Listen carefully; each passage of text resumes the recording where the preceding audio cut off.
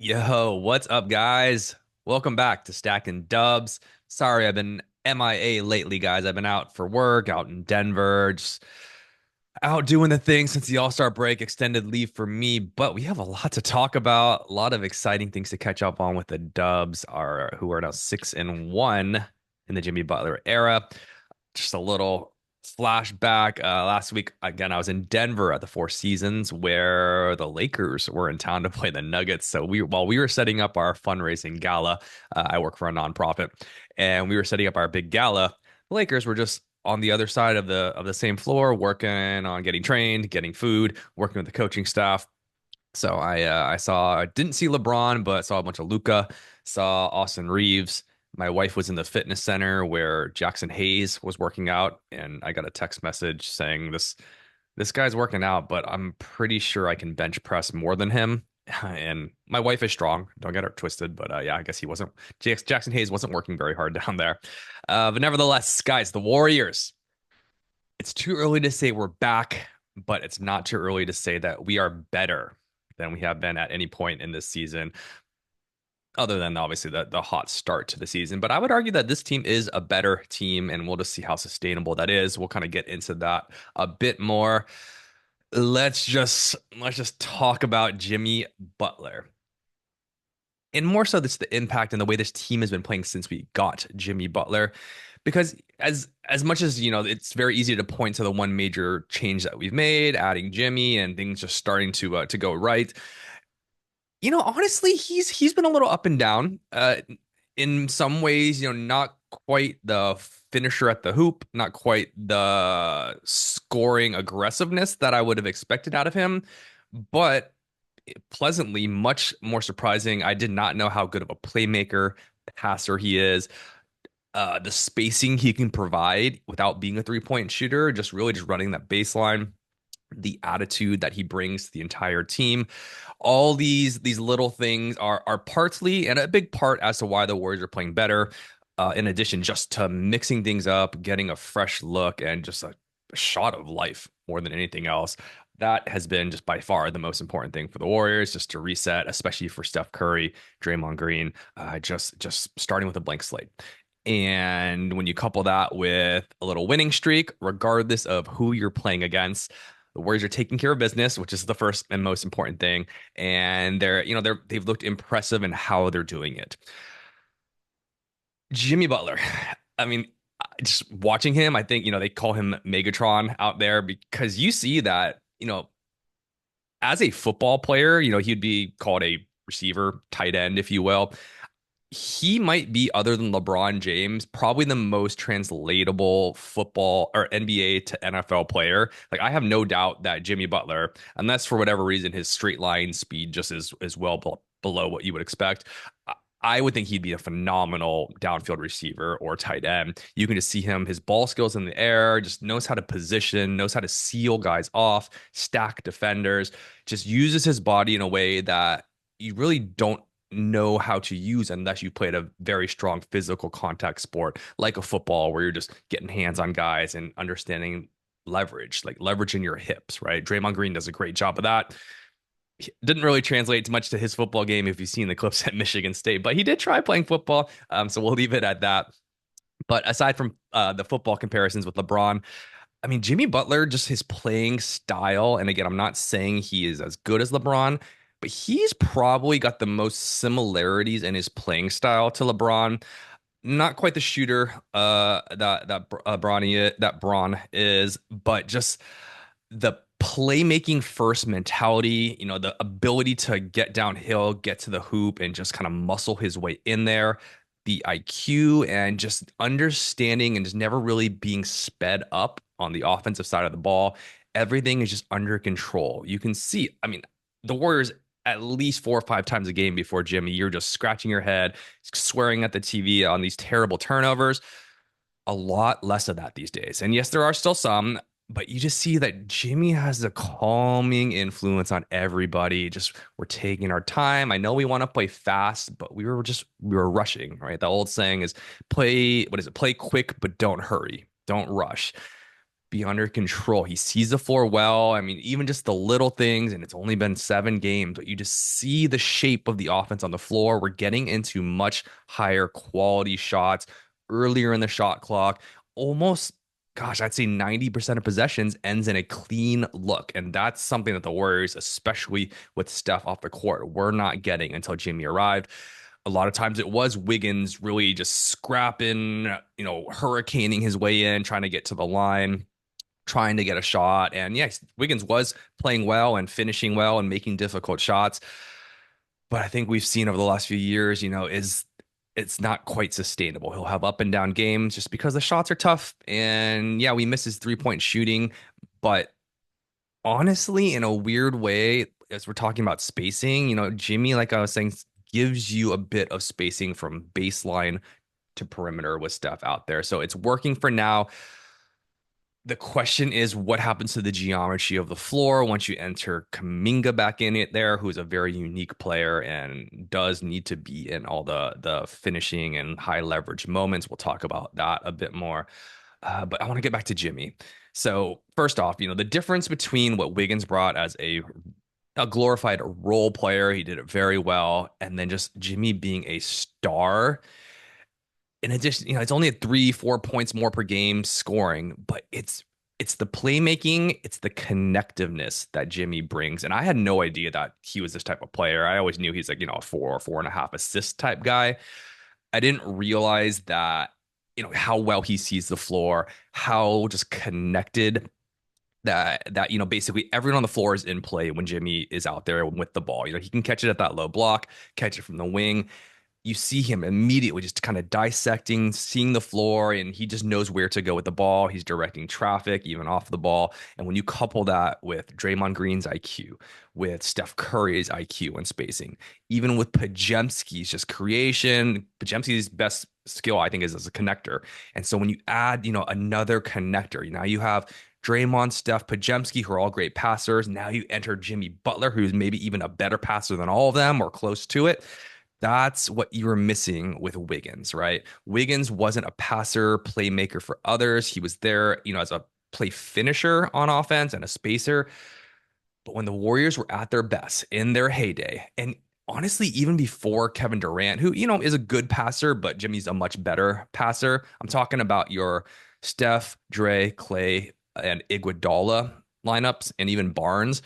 Iguodala is that missing link that the Warriors haven't had. They haven't had in Wiggins. They haven't really had. They didn't have in Jordan Poole. They didn't really even have in Clay. That missing link who can connect plays, can be a ball handler, but can take that ball in a advantageous situation down along the baseline, from the elbow, from the block, where he's enough of a threat to score, but he can connect that next pass. And when you have 4 and sometimes now 5 good passers out there on the floor at the same time, that's when the Warriors get the ball humming. The ball movement actually makes that it's impossible to guard. You're always ahead of the defense, put them in rotation. The start of putting them in rotation, usually is Steph is the only person that can collapse the defense or draw, more than one man. Now you have Jimmy Butler who can catch, move off ball, pull attention, and now you're creating advantages, right? Steph's not the only guy that can create advantages. And once that advantage is created, now the ball's moving. It doesn't stop anywhere. And that's why the Warriors, you see, are just beating teams, beating the rotations, finding good shots. And that's when guys like Buddy Hield are going to start getting more open threes. It's when Moses Moody is going to be getting a healthy diet of open threes as a spacer. Jonathan Kuminga is going to step into the role, and we need him to start knocking down those weak side threes or attacking from that weak side, which is going to be the what he brings differently in the Moody, and we just hope that he can still provide with that lineup and that basically that closing 5. So again, that signature, I've always thought of the Dubs back in the heyday. Yes, their defense was great. Their scoring, their shooting, obviously great, but it was just the passing, the connectiveness, and then also the intensity on both sides of the ball. You hear me say it a ton of times, playing with force. Draymond Green talked about it before the trade deadline, saying he went to the front office. I need a guy who's an a-hole.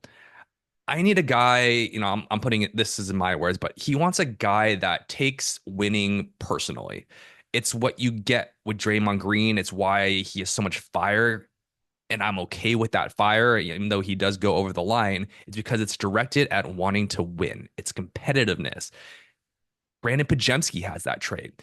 Brandon Pajemski wants to win as much as Draymond Green does. He, although he's an a-hole, right? In a good way. He even rubs his teammates the wrong way at times, but you just see the intensity that Pods plays with. Now you have Jimmy Butler there, and it's bringing out the best in Draymond. It's bringing out the best in Pajemski. It's bringing out the best in Steph Curry, who I think we would all agree plays great when he has fire lit under him and playing aggressively and playing a little ticked off and with a chip on his shoulder like he did for a lot of his early career. That's what Jimmy brings to this team, and I'm absolutely loving it. He's raising all boats with the tide, just in terms of intensity. We talked about it, connectedness, and just IQ on both sides of the ball. I mean, the biggest back to Pajemski, the biggest improvement, even more so than Jimmy coming, is just Pajemski's play lately. Offensively, he's hitting shots, and we've talked about how hitting shots, especially from the outside, and especially with Pajemski, affects the rest of your game. It affects your confidence. It affects the energy you play with, especially on the defensive side of the ball. It affects everything, and you see it. Paz is shooting better. Now he's getting into the lane. He's more confident and patient in the lane. He's developed that great D-cell finish. The game's really slowing down for him, and that comes with confidence. It comes with regular playing time. Playing time is another thing we didn't talk about. The depth has been, the bench has been shortened, and now we're getting more consistent minutes, and that's why you see your Moses Moody's and Pajemski playing well. And it's also why you see Pajemski really bringing it rebounding. The rebounding's always there, but hey, let's be honest. You're making a few shots, you hit a couple threes, you're crashing a little bit harder for offensive rebounds, you're ball hunting a little bit more. You just got that extra go in you. And then on the defensive side, with these lineups, especially with Schroeder gone, obviously Melton gone, with Wiggins gone, those are our point of attack defenders, especially when Gary Payton's not in the game. Pajemski's having to be a point of attack defender where he's struggled to stay in front of people in the past.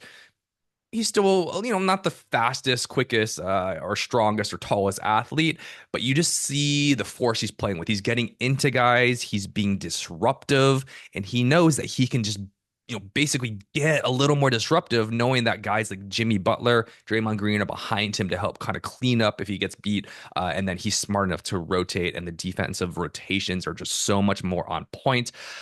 And that's the other thing Jimmy Butler brings. I thought Wiggins is one of the best point of attack on ball defenders, and he might be better than Jimmy Butler on ball against some of these quicker guards and against some of these wings in the league. But Jimmy's just awareness and presence off the ball, he is looking for steals. He's looking for double teams. He's looking to just make plays on defense and, again, be a disruptor. Where that off ball defense, it really is what makes Jimmy Butler as good, if not a better overall defender than Andrew Wiggins. And you're seeing it, when Pajemski, Draymond, and Butler all have that same, that bulldog in them just to make plays on defense. It's the reason why those three in the game together, I forget the numbers, but their defensive rating is like under 100. It's one of the best. The Night Warriors, I think, are either the best or second best defensive rating in the league since we've gotten Jimmy Butler. And yeah, I mean, the biggest improvement has been on defense, which I thought would be hurting when you get rid of Wiggins, and just also some of these other pieces. Okay. All that being said, the Warriors haven't played an extremely tough schedule in the time since we've gotten Jimmy Butler. Let's just all recognize that. And just to play devil's advocate here, let's look back. It feels like the beginning of the season where the Warriors just basically got out of a tough training camp in Hawaii where they were just in better shape and playing faster and more connected than every team they faced early in the season, off to the 12-3 start or whatever it was that we got to. We played teams missing some stars at that point, or teams that were out of shape or not connected with new pieces. There were reasons to look at the Warriors being great early, and then as you got to a harder schedule in December, and basically the league kind of caught up conditioning and rhythm wise, and the Warriors really stumbled down that stretch. So I'm taking everything with a grain of salt right now that the Warriors, I mean, you already know their schedule from the last 7 games. They've played a lot of teams missing stars, shorthanded teams, or just bad teams who are also missing stars, like the Bulls and the Hornets. So let's not get ahead of ourselves. But Can the Warriors grow, right? Because you got Jimmy Butler, and the optimism is that, hey, this guy's new and we're just learning so much from him. We're gelling, we're getting better by the day. Everybody's learning from each other, and we're getting better and better. And you're also going to add Jonathan Kaminga back into the equation, and we're just going to assume that it gels and makes us better. Can the Warriors grow from this point at a faster rate than the difficulty of schedule rises? So we still have, we have a road trip coming up. Nothing too tough until I think we got like the Knicks in a week or so. That'll be the first test of a good team to really kind of measure up and see where this team is.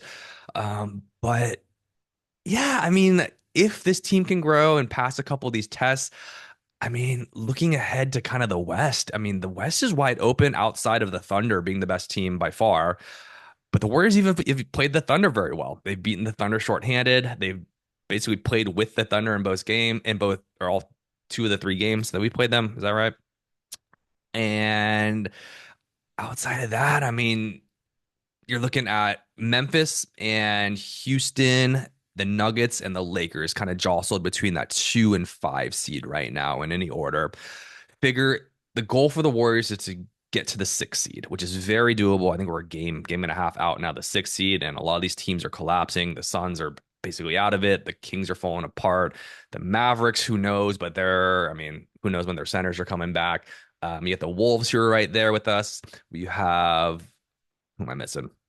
The Clippers, you're kind of hitting that downward spiral and hitting some health problems as well.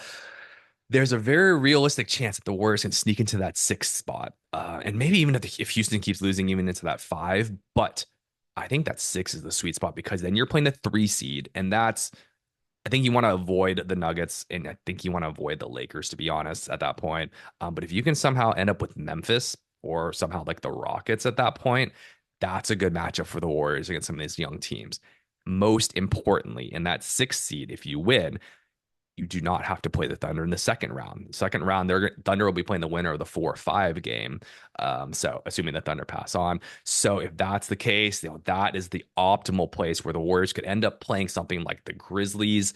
And then in the next round, then you're probably playing either like the Lakers or the Nuggets or whoever's kind of coming out of that side. But those are all winnable matchups. Maybe you don't even run into the Thunder. But my point is that the Warriors have a chance. And if they can continue to grow, if you can get Kaminga caught up to speed, and we're going to just talk about for a second, how this fits with our closing 5.